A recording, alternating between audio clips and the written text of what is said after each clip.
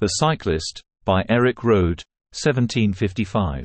Read by Richard D. Eisenhower. Continued. Act 3. Conclusion. Chapter 13. Fate. Scene 61. A fateful encounter. Carlo's cottage stood as a solitary sentinel amidst the raging tempest, its weathered exterior an evidence to years of enduring the elements.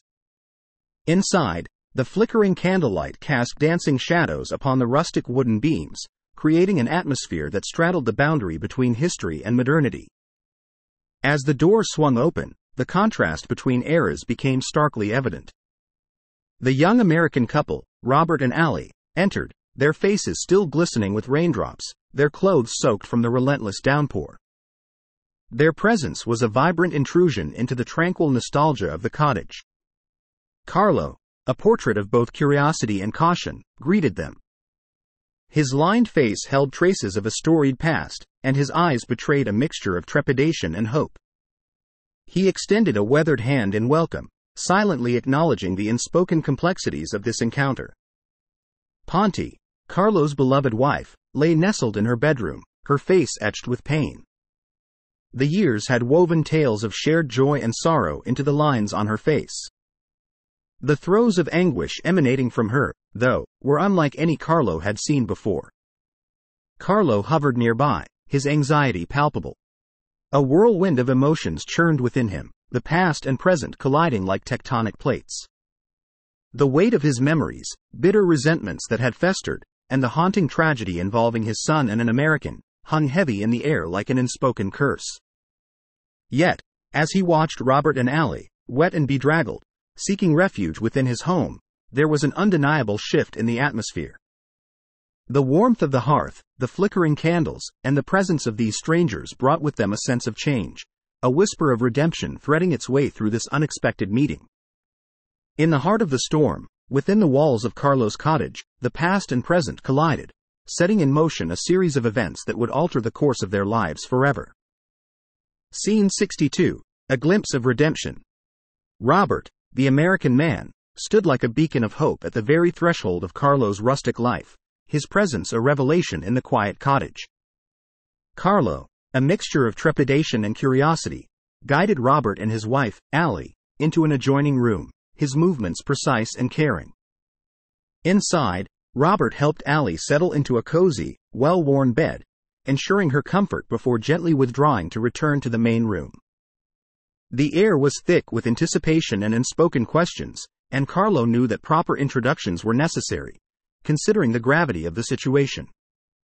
He could not ignore the agonizing sounds emanating from down the hall where his beloved Ponte lay, battling her own affliction. Carlo stood in the main room, an unspoken bridge between past and present, his heart heavy with the weight of memories and the tremors of newfound possibilities. He was about to embark on a journey of transformation, even if he didn't fully realize it yet. Robert, sensing the significance of the moment, broke the silence.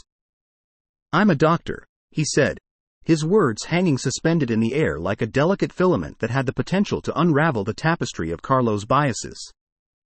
In that simple statement, the room itself seemed to hold its breath, as if the very walls, adorned with photographs chronicling Carlo's life journey, cycling victories, memories of his son, and echoes of the past, were waiting to witness the outcome. In this room, under the watchful gaze of those who had come before, Carlo's perspective began to shift. The doctor's expertise and his gentle, empathetic nature served as a reminder that life wasn't bound by nationalities or past grievances. Carlo's internal turmoil raged like a silent tempest, a fierce battle between the shackles of history and the delicate tendrils of newfound understanding that were beginning to take root. Scene 63. A race against time. After Carlo had explained the dire situation with his wife, Ponte, Robert wasted no time. He swiftly retrieved his black medical bag, a beacon of hope in this rustic setting, and rushed to see Ponte. Her anguished cries had become the focal point of the room, an urgent call for action that transcended language barriers and history's grudges. Robert's transformation from a stranger to a savior was both swift and undeniable. Every move he made was deliberate, a dance of practiced skill as he examined Ponte with meticulous care. Carlo, once a young man who had raced against time on a bicycle, now found himself a spectator in a different kind of race, one where the finish line was the alleviation of his beloved wife's suffering. The cottage, which had stood as a bastion of solitude and, at times, resentment, was transformed into a haven of healing. The boundaries of nationality and past grievances dissipated like mist under the morning sun. Robert's hands worked deftly, guided by both experience and empathy, and his soothing words became a symphony of reassurance to both Ponti and Carlo. As Robert administered an injection and a couple of pills with instant results, Ponti's pain subsided. The walls of the cottage seemed to exhale a collective sigh of relief, the very timbers resonating with a newfound serenity. In Carlo's heart, an unexpected bloom of gratitude unfurled, a gratitude for the doctor who had come uninvited yet had been wholeheartedly welcomed, for the chance to rewrite narratives that had long been etched in bitterness, and for the hope of redemption in the most unforeseen circumstances. Outside, the rain continued its rhythmic downpour, an echo of life's unpredictability and challenges. But within the cottage's walls, the rain's melody was joined by a new, gentle hum, a melody composed of shared humanity, forgiveness, and the profound realization that even amidst life's fiercest storms, there were moments of grace waiting to be embraced. Scene 64, The Miracle of Life. The night deepened, its inky tendrils weaving a tapestry of shared efforts and emotions within the cozy confines of Carlo's cottage. Carlo and Robert, once strangers brought together by an unforeseen twist of fate, now stood united in their mission to aid Robert's wife, Allie. In this intimate space, their differences, of age, nationality, and past grievances, seemed to fade into insignificance in the face of the life-altering event unfolding before them. Carlo's weathered hands, marked by the scars of time and toil, and Robert's practiced touch, honed through years of medical expertise, intertwined seamlessly as they supported Allie through the waves of labor pains. The flickering candlelight, casting ephemeral, dancing shadows on their faces, was the sole witness to their quiet yet determined resolve. In the room, whispered encouragements and the rhythmic sound of Allie's measured breathing created a soothing symphony, each note harmonizing with the next. With each passing moment, as the bonds of trust deepened between the three souls present, a profound sense of unity emerged.